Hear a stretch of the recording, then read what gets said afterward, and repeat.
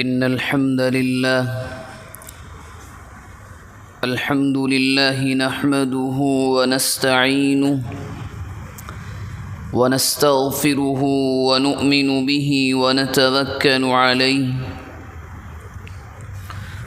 ونعوذ بالله من شرور أنفسنا ومن سيئات أعمالنا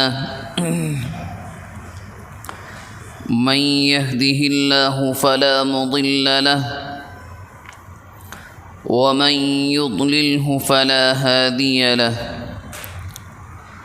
ونشهد أن لا إله إلا الله وحده لا شريك له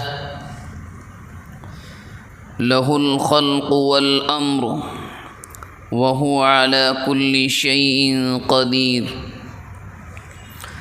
ونشهد أن سيدنا وسندنا ومولانا وحبيبنا وشفيعنا محمدا عبده ورسوله صلى الله عليه وعلى آله وأهل بيته وأزواجه وأصحابه وذرياته وبارك وسلم تسليما كثيرا كثيرا. أما بعد فأعوذ بالله من الشيطان الرجيم. بسم الله الرحمن الرحيم. يا أيها الذين آمنوا لا تتبعوا خطوات الشيطان فإنه لكم عدو مبين. وقال سبحانه وتعالى يا أيها الذين آمنوا ادخلوا في السلم كافة. وقد قال النبي صلى الله عليه وآله وسلم الكيس من دان نفسه وعمل لما بعد الموت، أو كما قال النبي صلى الله عليه وآله وسلم. اللهم صل على محمد النبي الأمي وعلى آله وسلم تسليما. اللهم صل على محمد النبي الأمي وعلى آله وسلم تسليما. اللهم صل على محمد النبي الأمي وعلى آله وسلم تسليما.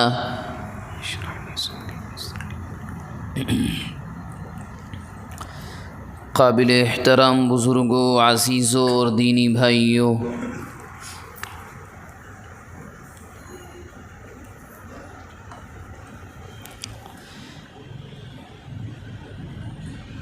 اللہ تبارک و تعالی کی جانب سے اس پوری انسانیت کو قیامت تک کے لیے زندگی گزارنے کے لیے جو طریقہ ملا ہے، جو مذہب دیا گیا ہے، ہم سب جانتے ہیں کہ اس کا نام اسلام ہے۔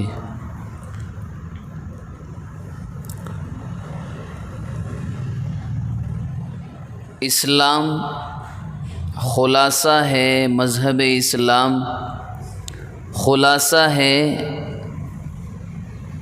ماننے اور نہ ماننے کے اعتبار سے صرف دو چیزوں کا۔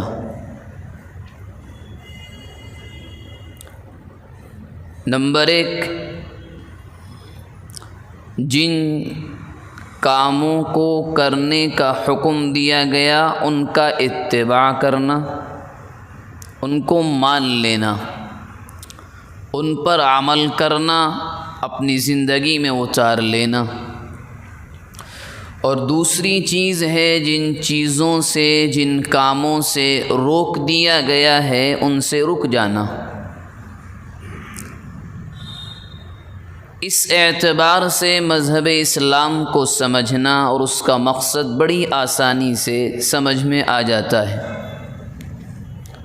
جس کو کسی نے عربی زبان میں یوں کہا کہ ان الاسلام هو استسلام لمرضات اللہ تعالی ومنہیاتی، اسلام نام ہے جھکنے کا اللہ کی مرضی کے لیے اور رک جانے کا ان کاموں سے جن سے روک دیا گیا۔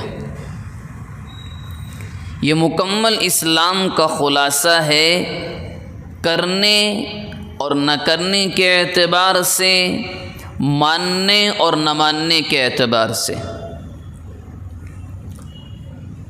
بہت سی چیزیں وہ ہیں، موٹے موٹے احکامات ہیں کہ جن کے بارے میں یوں کہا گیا ان پر عمل کرو۔ صرف نماز، روزہ، حج، زکوٰۃ اور وغیرہ وغیرہ مختلف احکامات ہی نہیں ہیں، ان کے علاوہ بھی بہت سی چیزیں ہیں کہ جن کو کر کے انسان اللہ کے قریب پہنچ جاتا ہے، اور بہت سے کام ایسے ہیں کہ اگر وہ ان پر عمل کرنے لگے، ان کو ماننے لگے تو اللہ سے دور بھی ہو جاتا ہے۔ موجودہ زمانے میں کچھ عادتیں اور اخلاق، کچھ ایسے اعمال جن کو اسلام نے ہمیشہ سے منع کیا ہے، مگر اس کے باوجود بھی دین سے دوری کی بنیاد پر بڑی تیزی سے پھیل بھی گئے ہیں اور پھیل بھی رہے ہیں اور لوگ مان بھی رہے ہیں۔ انہی عادات میں سے پہلی عادت ہے جو ایک ایمان والے کے ایمان کی حفاظت کے لیے جس سے بچنا بڑا ضروری ہے، وہ ہے خدا بیزاری، اللہ سے دوری، جس کا مطلب آسان زبان میں یوں سمجھا جا سکتا ہے کہ موجودہ زمانے کے لوگوں کے حالات دیکھ کر یا اعمال دیکھ کر یا عمومی حالات جو سب کے سامنے آتے ہیں، ایسا لگتا ہے کہ اللہ کا ڈر، اس کا خوف، اس کا اتباع نہ کے برابر ہے۔ ہیں کچھ لوگ اللہ کے بندے کہ جو ہر حال میں اس بات کا خیال رکھتے ہیں کہ اتق اللہ حیثما کنت، کہ اللہ کا خیال کر، اللہ سے ڈر تو جہاں بھی رہ۔ اللہ کے نبی علیہ السلام کی یہ حدیث ہے کہ جہاں رہو اللہ کا خیال، اللہ کا ڈر اپنے دل کے اندر رکھو، تم شریعت کے پابند رہو گے۔ لیکن موجودہ زمانے میں یہ چیز اب بڑی کم نظر آتی ہے، بہت کم۔ عمومی حالات ہوں، کسی کے خصوصی حالات ہوں، یعنی گھر کے اندر کے حالات ہوں، خدا بیزاری عام ہے، خدا سے دوری بالکل عام ہے۔ ہاں اتنا تو ضرور ہوتا ہے کہ لوگوں کا خیال کرتے ہیں، معاشرے کا خیال کرتے ہیں، جس کو ہماری اور آپ کی زبان میں کہا جاتا ہے کہ لوگ کیا کہیں گے، اس کا تو خیال رہتا ہے۔ مگر جس نے پیدا کیا، جس نے ماں باپ کا انتظام کیا، ہر طریقے سے پرورش کا خیال رکھا، کھانے کا، پینے کا، موسم کا، سرد گرم، ہر طریقے سے اس نے اپنی نعمتوں کو کبھی بھی انسان سے نہیں روکا۔ اب اسی کے ماننے والوں میں اس کی بیزاری سب سے زیادہ ہے، سب سے زیادہ۔ حالانکہ جو سب سے پہلی چیز ایک بچے کو سکھائی جاتی ہے، جو سب سے پہلی گھٹی اس کو پلائی جاتی ہے، وہ یہی تو ہے کہ لا الہ الا اللہ، اس کے علاوہ سب کو چھوڑ دو، اس کے سامنے کسی کی کوئی حیثیت نہیں، اسی کا ڈر، اسی کا خوف، اسی کا خیال دل میں ہو، اور وہ اب نہ کے برابر ہے، کسی اور کی طرف نہیں۔ ہر ایک کو اپنے بارے میں دیکھنے کی ضرورت ہے، اپنے اعمال میں۔ اس کا ڈر ضرور رہے گا کہ باپ کیا کہے گا، ماں کا ریئیکشن کیا ہوگا، بھائی کیا کہیں گے، محلہ کیا کہے گا اگر ایسا ہوا۔ مگر صرف یہ خیال نہیں آتا کہ اللہ کے یہاں اس کا بدلہ اور اجر کیا ہوگا، اگر یہ غلط ہے تو اس کا عذاب کیا ہوگا، یہ خیال نہیں آتا۔ اس کے علاوہ ہر طرح کا خیال آتا ہے اور رکھا جاتا ہے کہ نہیں کہیں ایسا نہ ہو کہ محلے والے ایسا کہنے لگیں، مسجد والے ایسا کہنے لگیں، ساتھ میں اٹھنے اور بیٹھنے والے کہیں برا نہ کہنے لگیں۔ بلکہ اب تو خدا بیزاری اس حد تک پہنچی ہے کہ لوگ دین کے اتباع کو چھوڑ کر محلے کو، دوست و احباب کو، شہر کو خوش کرنے کے لیے دین کو ہی چھوڑ دیتے ہیں، وہ اللہ اور اس کے رسول ہی کو بھول جاتے ہیں۔ اور اس میں کوئی یہ نہیں کہہ سکتا کہ عوام الگ ہے، خواص الگ ہے، سب جگہ یہ ہو رہا ہے۔ دیندار گھرانوں میں ہو رہا ہے، غیر دیندار گھرانوں میں ہو رہا ہے کہ خدا بیزاری اتنی عام، اتنی عام، اتنی عام کہ دین کا، اور جس نے دین کو انسانوں کے پاس بھیجا اس کا ذرہ برابر کوئی خیال نہیں ہے، کوئی خیال نہیں۔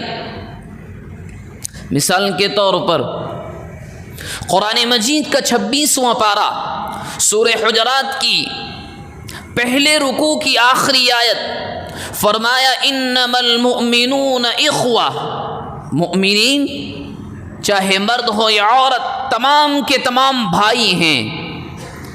اگر بھائی ہیں تو کیا کرنا ہے؟ فَأَصْلِحُوا بَيْنَ أَخَوَيْكُمْ، کسی بات پر کبھی دو مؤمنوں کے درمیان اختلاف ہو جائے، ایک عورت ہو اور مرد ہو، دونوں کے درمیان اختلاف ہو جائے، مطلب شوہر بیوی کے درمیان اختلاف ہو جائے، بھائی کا بھائی سے کسی بات پر جھگڑا ہو جائے، پڑوسی کا پڑوسی سے کسی بات پر اختلاف ہو، تو قرآن کہہ رہا ہے فَأَصْلِحُوا بَيْنَ أَخَوَيْكُمْ، اس آگ کو بھڑکانا نہیں ہے، اس لڑائی کو بڑھانا نہیں ہے۔ کہیں ایسا نہ ہو کہ شوہر اور بیوی کے درمیان کسی بات پر اختلاف ہوا اور اللہ نہ کرے نوبت اور معاملہ طلاق یا خلع تک پہنچی، تو قرآن نے دوسرے پارے کے آخر میں یہ تعلیم دی کہ لڑکی والے اپنی بچی کو سمجھائیں، ڈانٹیں، اور لڑکے والے اپنے کو سمجھائیں، ڈانٹیں، ان کو سکھائیں کہ رشتوں کا مطلب کیا ہوتا ہے، نکاح کی اہمیت کیا ہے۔ اور قرآن کہہ رہا ہے کہ اصلاح کرو، چلتی ہوئی لڑائی میں یا چلتی ہوئی لڑائی کی آگ میں اس کو مت بھڑکاؤ، کرنا کیا ہے؟ اصلاح کرو، آپس میں صلح کراؤ، دونوں کو سمجھاؤ کہ اس جھگڑے کا، اس اختلاف کا کوئی فائدہ نہیں سوائے نقصان، کچھ نہیں۔ اور قرآن نے جو اگلا جملہ کہا فَأَصْلِحُوا بَيْنَ أَخَوَيْكُمْ وَاتَّقُوا اللَّهَ لَعَلَّكُمْ تُرْحَمُونَ، اللہ سے ڈرو، اسی کا تقوی، تاکہ تم پر رحم کیا جائے۔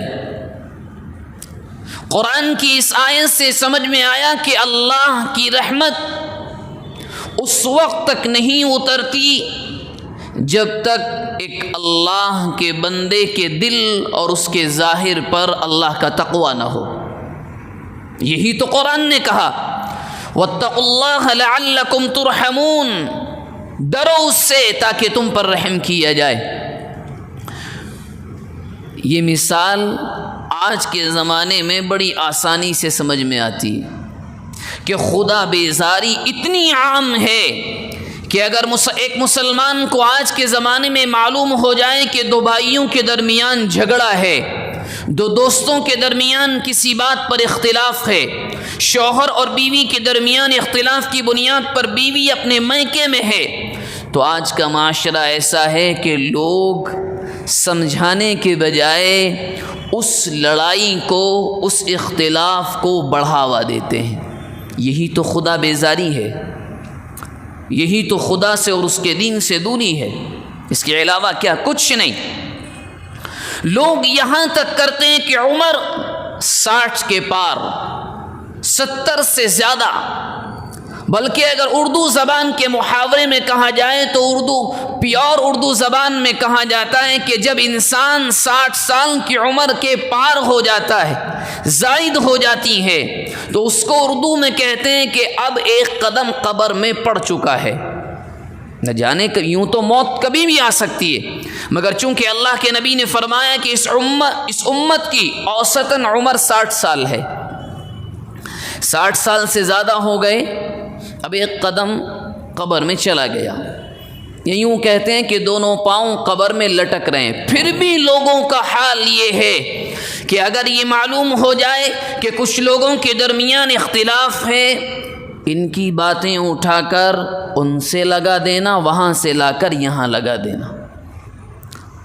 اب وہ اختلاف ختم تو کیا ہوتا، اور بڑھا، اور اتنا بڑھتا ہے کہ لوگ ایک دوسرے سے بات چیت بند کر دیتے ہیں، اور موت بھی اسی حالت میں آتی ہے کہ ایک اس سے بات نہیں کرتا، وہ اس سے بات نہیں کرتا۔ اور جن صاحب نے یہ کام کیا، ان کے اس عمل کو قرآن نے کیا کہا؟ اپنے بھائی، اپنے مردار بھائی کا گوشت مت کھاؤ، مطلب غیبت مت کرو۔ بہت خطرناک چیز ہے، کسی کی پیٹھ کے پیچھے اس کو برائی کرنا، اور لوگ اس کو گناہ سمجھنا لوگوں نے بند کر دیا، یہ خدا بیزاری ہے۔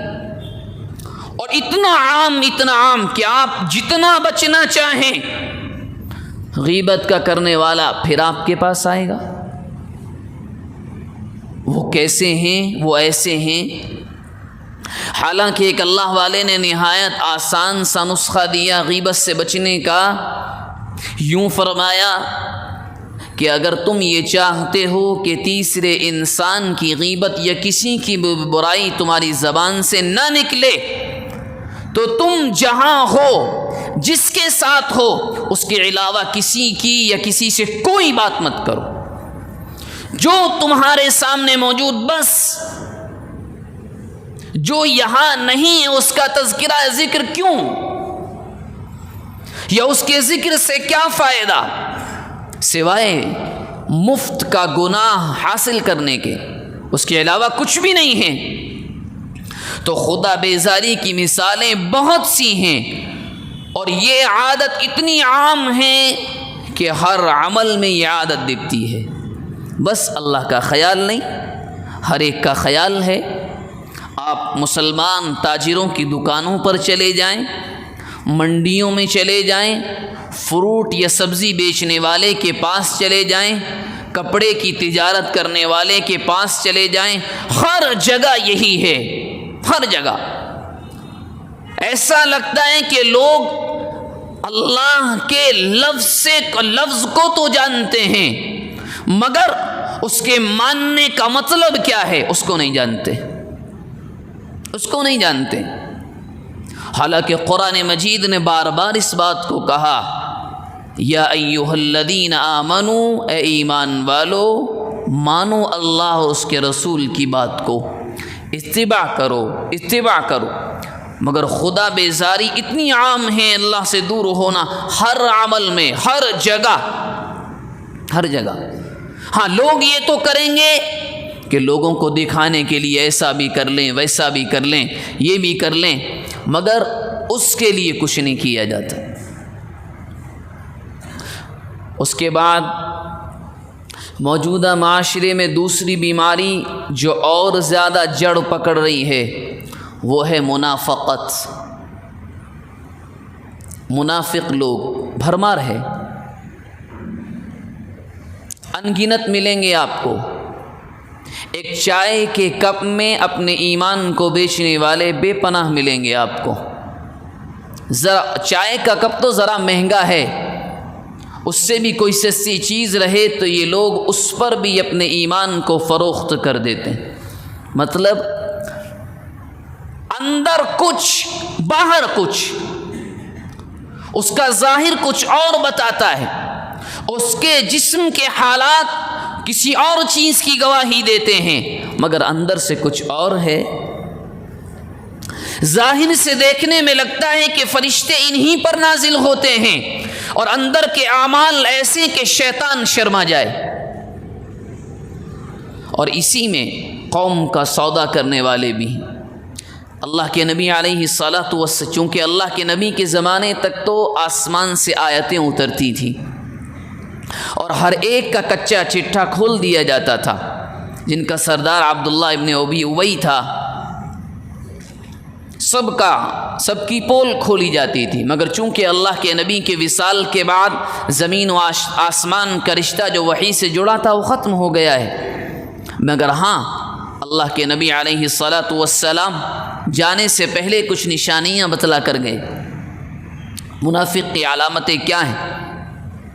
فرمایا اللہ کے نبی نے اذا وعد اخلف، جب بھی وعدہ کرے گا وعدہ خلافی کرے گا، ایک نشانی ہے منافق کی۔ اور وعدہ خلافی کتنی عام ہے، چاہے اس میں ہوں یا کوئی بھی ہو، یہ اتنا عام ہے کہ اب لوگ وعدے کو وعدہ سمجھنا بھول ہی گئے کہ وعدہ کہتے کسے بس۔ اب تو لوگ 10 منٹ بول کر 2 گھنٹے بھی نہیں آتے، دن بول کر مہینوں بھی چہرہ نہیں دکھاتے۔ قرض حسنہ لینے کے بعد لوگ راستہ بدل لیتے ہیں، یہ کیا ہے؟ وعدہ خلافی۔ حالانکہ قرآن نے کہا یا ایھا الذین آمنوا اوفوا بالعقود، سورہ مائدہ کی آیت کے پہلے الفاظ، قرآن مجید کا 6واں پارہ، یا ایھا الذین آمنوا اوفوا بالعقود، اے ایمان والو وعدوں کو پورا کرو۔ اور قرآن مجید کا 15واں پارہ اٹھائیں، سورہ بنی اسرائیل کے 4 یا 5ویں رکوع کی آیت، قرآن کہہ رہا ہے کہ ان العہد کان مسئولا، اگر کسی سے وعدہ کیا ہے، زبان دی ہے، تو کل قیامت کے دن اس وعدے کے بارے میں سوال ہوگا، پوچھا جائے گا۔ پہلی نشانی اذا وعد اخلف، وعدے کا کوئی پاس و لحاظ نہیں۔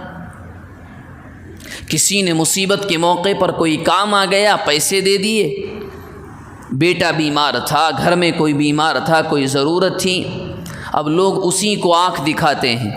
بلکہ موجودہ زمانے میں تو قرض دینے کے بعد مانگنا الٹا اپنے لیے وبال جان ہے، اپنے آپ کو بدنام کرنا ہے۔ اور اتنی عام ہے یہ عادت کہ میں نے اس سے پہلے ابھی آپ کے سامنے کہا کہ لفظ وعدہ جو ہے وہ کچھ زمانے بعد ایسا لگتا ہے کہ لوگ جانیں گے بھی نہیں کہ کسے کہتے ہیں، کچھ نہیں۔ اس کے بعد اللہ کے نبی نے فرمایا اذا اؤتمن خان، جب کسی چیز کا امانت دار کسی کو بنایا جائے، یہ ہماری چیز ہے، پیسے ہیں، یہ کوئی بھی چیز ہے، اس کا خیال رکھنا، واپس لے لیں گے ہم، اس امانت کا اب کوئی پاس و لحاظ نہیں، کچھ نہیں۔ اکثر طور پر پیسوں اور دولت کی ہی امانت رکھی جاتی، اب تو امانت کے لوگ آنے کے بعد پہلا کام کرتے ہیں خرچ کرنا، اجازت تو بہت دور کی بات۔ وہ زمانہ گیا کہ لوگ امانت لا کر رکھتے تھے تو اتنے نیک لوگ ہوتے تھے کہ سونے اور چاندی کے سکے ہوں یا کاغذ کے ٹکڑے ہوں وہ بدلنا بھی گوارا نہیں کرتے تھے، امانت ہے ایسے ہی رکھیں گے، ہوں گے آج کے زمانے میں بھی، مگر عام جو ہے وہ یہ ہے کہ امانت کس چیز کا نام ہے ہم نہیں جانتے۔ اذا اؤتمن خان، جب امانت رکھی جائے پہلا کام ہے ہم خرچ کریں گے، عام۔ یہ منافق کی دوسری نشانی ہے۔ اس کے بعد اللہ کے نبی نے فرمایا منافق کی تیسری نشانی، جب بات کرے گا جھوٹ بولے گا۔ اور جھوٹ تو بہت زیادہ عام ہے، اس کو تو سمجھانے کی بھی ضرورت نہیں۔ فون اٹھایا، کہیں سے فون آیا، آپ کہاں ہیں؟ ہم بنگلور میں ہیں، حالانکہ یہیں رہنے کے باوجود یہ کیا ہے؟ اللہ کے نبی علیہ الصلاۃ والسلام نے یہاں تک فرمایا، غور سے سنیں کہ جن لوگوں کے یہاں جھوٹ گناہ کبیرہ نہیں ہے، اللہ کے نبی علیہ الصلاۃ والسلام کی زوج مطہرہ ام المؤمنین، ہم سب کی روحانی اما جان حضرت عائشہ صدیقہ رضی اللہ عنہا کے یہاں ایک مانگنے والی ایک عورت آئی، مانگنے کے لیے کچھ نہیں تھا، کھجور تھی ایک، اٹھا کر دے دیا۔ شاید حضرت عائشہ کے بارے میں ہے، یہ ان مانگنے والی خاتون کے بارے میں ہے۔ انہوں نے یوں کہا، اپنی مٹھی کو دبا کر، اس میں کچھ نہیں تھا، کہ بیٹا آؤ کچھ دوں گی، خالی تھی۔ اللہ کے نبی کے پاس جب یہ بات پہنچی تو اللہ کے نبی برہم ہو گئے، فرمایا مذاق یا مزاح میں بھی جھوٹ کی گنجائش نہیں ہے۔ حالانکہ بچے سے جھوٹ نہیں بولا جا رہا ہے، ایک کھیل ہے، مگر کیونکہ بچے کو تم نے امید دی ہے تو وہ بھی جھوٹی ہے، جھوٹی امیدوں کا دلانا بھی جائز نہیں ہے۔ اور ہمارے ہاں جھوٹ اتنا عام کہ اللہ رحم کرے، ہر بات میں جھوٹ، بلکہ یوں کہیں کہ بزنس، تجارت، لوگوں کے معاملات، لوگوں کی زبانوں سے نکلنے والے الفاظ، وعدے تقریباً جھوٹ پر ٹکے ہیں۔ حالانکہ اللہ کے نبی علیہ الصلاۃ والسلام نے اپنی احادیث میں اور قرآن نے یوں کہا، فَلَعْنَةُ اللَّهِ عَلَى الْكَاذِبِينَ، جھوٹوں پر اللہ کی لعنت، یہ قرآن کی آیت ہے۔ اللہ کے نبی نے فرمایا جھوٹ کبھی بھی سیدھا راستہ نہیں دکھا سکتا، انسان ایک جھوٹ بولنے کے بعد اس کو چھپانے کے لیے 100 جھوٹ اور بولتا ہے۔ منافقین کی یہ بیماریاں ہمارے یہاں اتنی عام ہیں کہ اب تو ان کو گناہ بھی لوگوں نے سمجھنا بند کر دیا۔ اس سے آگے آپ چلیں، جھوٹ کا مسئلہ نہایت عام، جو بھی میں نے آپ سے ذکر کیا، خوب دروازے پر کسی نے دستک دی، نوک کیا، باہر سے، چونکہ اب تو کیمروں کا زمانہ ہے، یا دروازے میں ایک سوراخ ہول ہوتا ہے کہ باہر آپ دیکھ سکتے ہیں کون آئے ہیں، احتیاطی طور پر وہ ضروری بھی ہے۔ گھر کے بڑے ذمہ دار نے، والد نے یا بڑے بھائی نے دیکھ لیا کون آیا ہے، چاہے وہ قرض دار ہی نہ ہو، کوئی ملنے والا ہی ہو۔ اب تو لوگ دیکھنے کے باوجود بھی خود اپنے بیٹے سے بولتے ہیں کہ جا کر کہو گھر پر نہیں ہے۔ اب خود آپ یہ سوچیں کہ بچہ، اگر آپ یہ ذہن میں آپ کی نیت یہ ہے کہ میری اولاد آگے چل کر اللہ کے نبی کے طریقے پر چل کر جھوٹ نہیں بولے گی، تو یہ خام خیالی ہے، یہ خیالات ہیں جو بڑے میٹھے ہیں مگر سچے نہیں ہیں۔ جس بچے کو آپ نے خود یہ تعلیم دی کہ یہ جھوٹ بولے، سچ نہ بولے، وہ آگے چل کر سچ کیسے بولے گا؟ یہ ناممکن ہے۔ اسی لیے جب اسکول سے بچے کا ٹیچر اس سے کہے گا کہ ایگزام فیس کے نام پر، امتحان فیس کے نام پر تم 100 روپے لے کر آؤ، تو یہ اپنے باپ سے جھوٹ بول کر 1000 مانگے گا۔ کیوں؟ بچپن میں تعلیم جھوٹ کی ملی ہے، دغا دینا، اس نے اپنے باپ کو دیکھا ہے۔ اور بچی ہو یا بچہ، اپنے ماں باپ کی حرکات کو دیکھتے ہیں۔ بچوں کا ذہن، ان کا دل بڑا نیک اور صاف معصوم ہوتا ہے، وہ اپنے باپ کو کاپی کرتے ہیں، اپنی ماں کی اعمال کو دیکھتے ہیں، ماں کے اعمال کیسے ہیں، باپ کیا کر رہا ہے، وہ اسی کو دیکھ کر کاپی کرتے ہیں۔ پھر لوگ، آپ ہوں یا میں، ہم یہ شکایت کریں بیٹا سچ نہیں بولتا، بچی سچ نہیں بتلاتی، کیا چل رہا ہے؟ وہ کیسے بتلائے گی؟ ہم نے خود یہ تعلیم دی ہے۔ عبد القادر جیلانی رحمہ اللہ کا واقعہ کتنا مشہور ہے، آپ نے کتنی مرتبہ سنا ہوگا۔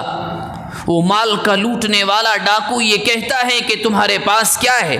انہوں نے کیا جواب دیا؟ چونکہ ماں نے یہ بتلایا تھا، وصیت کی تھی کچھ بھی ہو جائے جھوٹ نہیں بولنا ہے، حالانکہ اس حالت اور ایسی سچویشن میں جھوٹ کی گنجائش رکھی گئی ہے۔ انہوں نے کہا ماں نے ایک صدری سیل دی ہے، سینہ بند، جس کے اندر 40 اشرفیاں ہیں۔ تو ان لوٹنے والوں کے سردار نے کہا کہ ہم تو تلاش نہیں کر سکتے تھے، پھر بھی تم نے بتلا دیا۔ انہوں نے چونکہ بچپن میں تھے اپنی معصوم زبان سے یوں کہا کہ گھر سے نکلتے وقت اماں جان نے نصیحت کی تھی، بیٹا کبھی جھوٹ نہ بولنا، ہمیشہ سچ بولنا۔ چونکہ بچوں کی تربیت ہمارے یہاں ویسی ہوتی ہے، اور اگر تربیت بھی نہ ہو تو ہمارے اعمال ایسے ہوتے ہیں کہ بچے خود دیکھتے ہیں والد صاحب تو فون پر خود جھوٹ بول رہے ہیں، اماں جان تو خود جھوٹ بول رہی ہیں۔ تو وہ سچ کا مزاج، وہ حقیقت پسندانہ مزاج بچوں میں آ نہیں سکتا، آئے گا پہلے اگر بڑے اپنے آپ کو بدلیں اور وہ یہ سوچنا اور یہ کرنا شروع کریں کہ کچھ بھی ہو جائے جھوٹ کے راستے پر نہیں جانا۔ ہاں شروع میں نقصانات ہوں گے، اللہ کی جانب سے آزمائشیں آتی ہیں، مگر جب انسان ہمیشہ کے لیے سچ کا راستہ اختیار کرتا ہے تو اللہ کی جانب سے مدد بھی آتی ہے، اللہ کے وعدے بھی پورے ہوتے ہیں، اور اللہ کی جانب سے سچے لوگوں کے لیے نہ جانے کتنے بڑے بڑے وعدے اللہ کے نبی نے احادیث میں فرمائے ہیں۔ قرآن مجید کا 5واں پارہ ان کے انجام کے بارے میں، سچے لوگوں کے انجام کے بارے میں کہا گیا، وَحَسُنَ أُولَئِكَ رَفِيقًا ذَلِكَ الْفَضْلُ مِنَ اللَّهِ۔ کتنا شاندار انجام ہوگا سچے لوگوں کا۔ حضرت ابو بکر کا کبھی آپ نے غور کیا؟ حضرت ابو بکر جو اللہ کے نبی کے سب سے چہیتے صحابی، تمام انبیاء کے بعد اس روئے زمین پر جس انسان کا مرتبہ سب سے بڑھ کر ہے وہ حضرت ابو بکر ہیں، ان کا جو لقب پڑا صدیق، وہ کیسے پڑا؟ کیسے ہی لقب دے دیا گیا؟ نہیں، روایات کے اندر آتا ہے اللہ کے نبی کو جب آپ کے چچا ابو طالب کا انتقال ہوا، پہلی زوج مطہرہ حضرت خدیجۃ الکبریٰ رضی اللہ عنہا کا وصال ہوا، طائف والوں نے بدترین ظلم والا سلوک کیا، تو اللہ کے نبی کے دل کو بہلانے کے لیے معراج کا بلاوا آیا۔ آپ جب معراج کر کے آئے اور مکہ والوں سے آ کر کہا کہ میں نے مسجد اقصیٰ کو بھی دیکھا ہے، آسمانوں کی سیر بھی کی ہے، تو مشرکین نے مذاق بنایا۔ کیا مذاق ہے؟ تھوڑی سی دیر میں سب کچھ دیکھ کر آ سکتے ہیں۔ تو ابو جہل مذاق بناتا ہوا حضرت ابو بکر کے پاس گیا۔ بعض تاریخی روایات میں ملتا ہے کہ آپ چونکہ کپڑے کی تجارت اور بزنس کرتے تھے تو مکہ کے بازار اور مارکیٹ میں کپڑے کی دکان راستے کے کنارے پر لگائے بیٹھے تھے۔ اس نے جا کر کہا ابو بکر، قحافہ کے بیٹے معلوم ہے تمہارے نبی نے آج کیا دعویٰ کیا ہے؟ انہوں نے کیا ہوا؟ تو ابو جہل نے کہا تمہارا نبی یوں کہتا ہے کہ ہم تو آسمانوں پر بھی گئے، مسجد بیت المقدس بھی دیکھ کر آ گئے ہیں۔ تو حضرت ابو بکر نے کہا یہ کس نے کہا ہے؟ فرمایا عبداللہ کے بیٹے محمد اور ابو طالب کے بھتیجے محمد نے کہا ہے۔ حضرت ابو بکر نے کہا اگر یہ محمد الرسول اللہ نے کہا ہے تو سچ کا ہے، ان کی زبان سے جھوٹ نکل ہی نہیں سکتا، کیونکہ قرآن نے بھی کہا ان هو الا وحی یوحی۔ سورہ نجم کے 27ویں پارے میں جو سورت ہے اس کے پہلے رکوع کی آیات ہیں وما ينطق عن الهوى ان هو الا وحی یوحی۔ محمد رسول اللہ کی زبان سے الفاظ ان کی خواہشات کے اعتبار اور مطابق نہیں نکلتے، وہ وہی بولتے ہیں جو ان پر وحی آتی ہے۔ اللہ اسی بنیاد پر حضرت ابو بکر کا لقب صدیق پڑا ہے۔ ہمیشہ اللہ کے نبی کا ساتھ بھی دیا اور تصدیق کی سچ کا راستہ تھوڑا مشکل تو ہو سکتا ہے، اللہ کی جانب سے آزمائشیں تو آ سکتی ہیں، مگر یہ ہے کہ اللہ کی جانب سے آخرت اور دنیا کے اعتبار سے فیصلے بڑے شاندار ہوتے ہیں۔ اس کے بعد موجودہ معاشرے اور ہمارے حالات میں ایک بیماری اور عام ہے، وہ ہے تکبر، کبر، نخوت، اور یہ اتنی زیادہ ہے آج کا غریب کل کو مالدار بن جائے تو رکشا اور آٹو چلانے والے کو وہ پاؤں کی جوتی کے برابر نہیں سمجھتا۔ کہ ہمارے معاشرے کی حقیقت تکبر، یہ بیماری اتنی عام ہے، لوگ اپنی زبان سے خود اپنی تعریف کرتے ہیں، اپنی زبان سے خود اپنی تعریف کرتے ہیں، ہم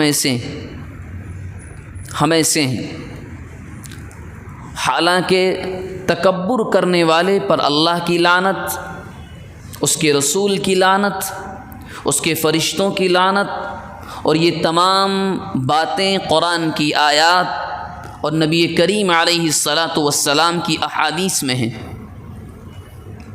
اللہ کے نبی نے یہاں تک فرمایا تکبر کے طور پر اگر کسی نے پتلون پیجامے کا ٹکڑا حصہ ٹخنوں کے نیچے لٹکایا تکبر کے طور پر، تو اس کا عذاب اتنا ہوگا کہ کل قیامت کے دن میدان حشر میں انسان کو جس چیز کی طلب، ضرورت سب سے زیادہ ہوگی وہ ہوگی اللہ کی نگاہ رحمت، مگر اللہ اس متکبر انسان کو جس نے نخوت میں، تکبر میں پینٹ کو، پتلون کو ٹخنے سے نیچے لٹکایا، اللہ اس کی جانب ایک نظر اٹھا کر بھی نہیں دیکھیں گے۔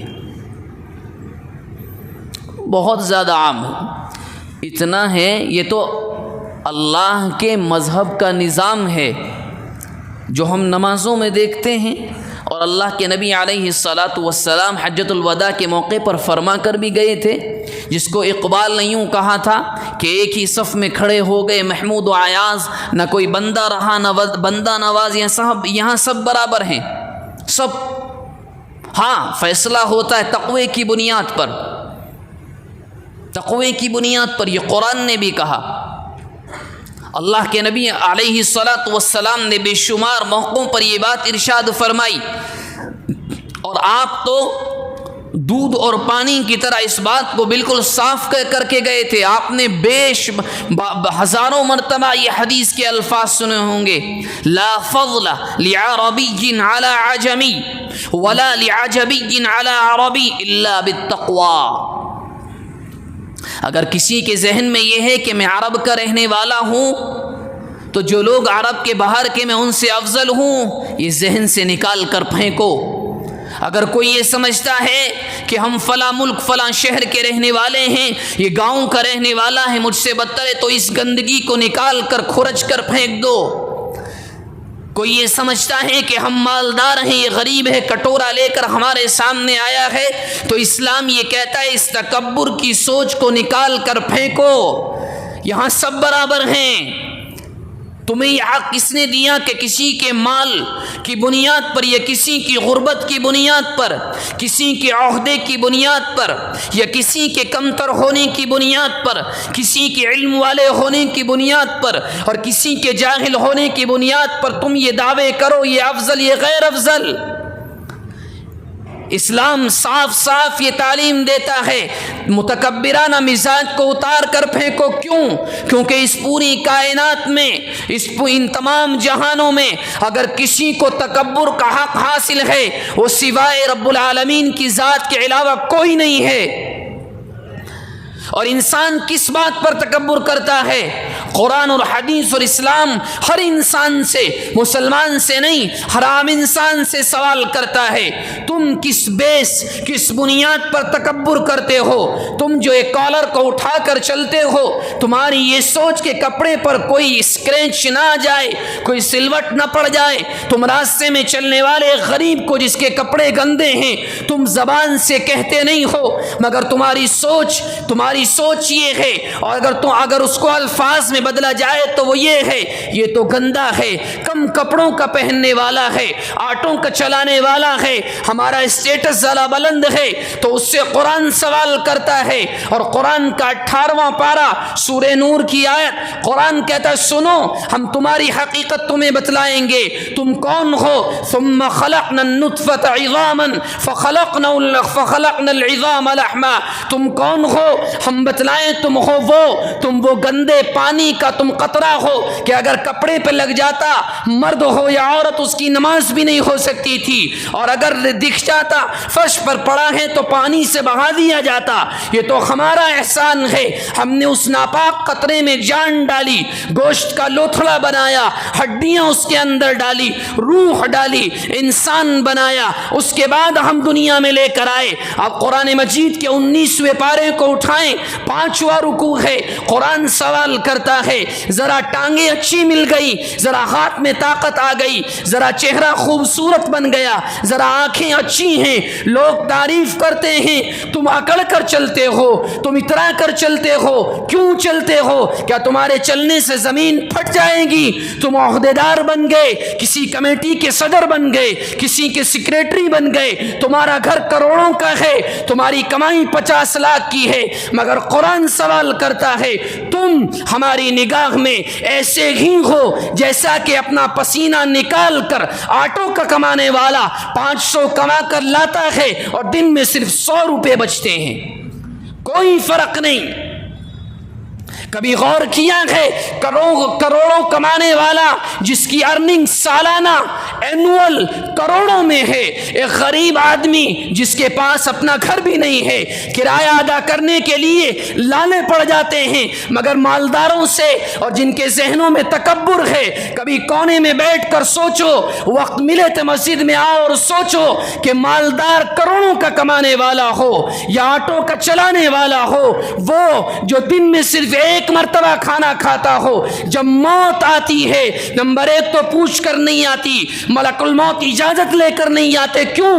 قرآن نے فیصلہ کیا اذا جاء اجلهم لا يستاخرون ساعة ولا يستقدمون، اگر 12 بجے موت لکھی ہے کسی کی مجال نہیں پہلے آ جائے یا اس کو تاخیر کروا دے، اور مرنے کے بعد کبھی غور کرو نہلایا جاتا ہے اسی تختے پر اس مالدار کو جس مسجد کے تختے کو غریب کی کمائی سے خریدا گیا ہے۔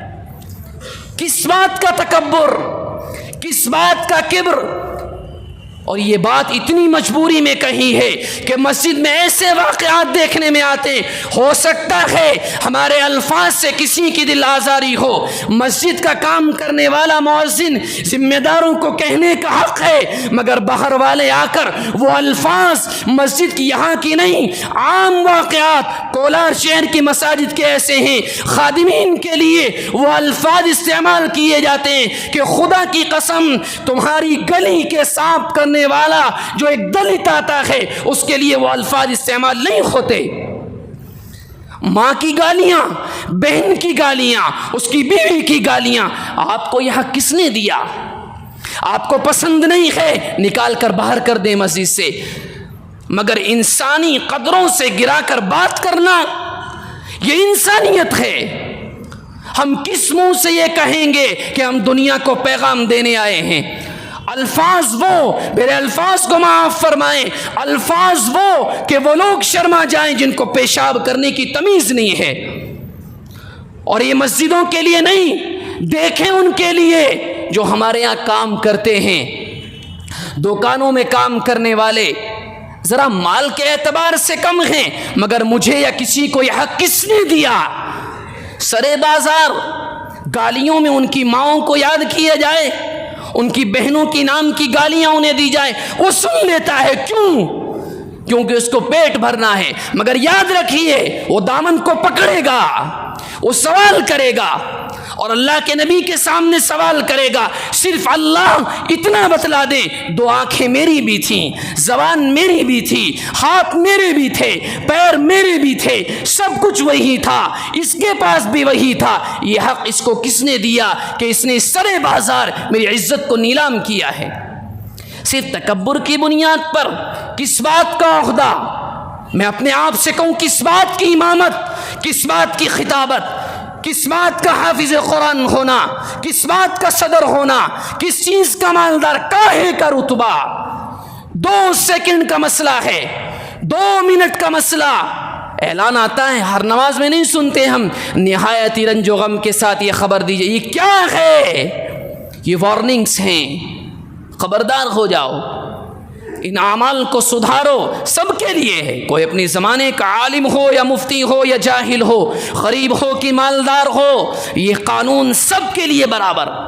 مگر لوگوں نے کام کرنے والوں کے یہاں دیکھیں کہ اللہ معاف فرمائے، ان کام کرنے والوں کے لیے لوگ جن کو اپنی زبان میں ہم یجمان یا آنر کہتے ہیں، وہ مالک کہلانے کے بھی لائق نہیں ہیں، وہ مالک کہلانے کے بھی لائق نہیں ہیں۔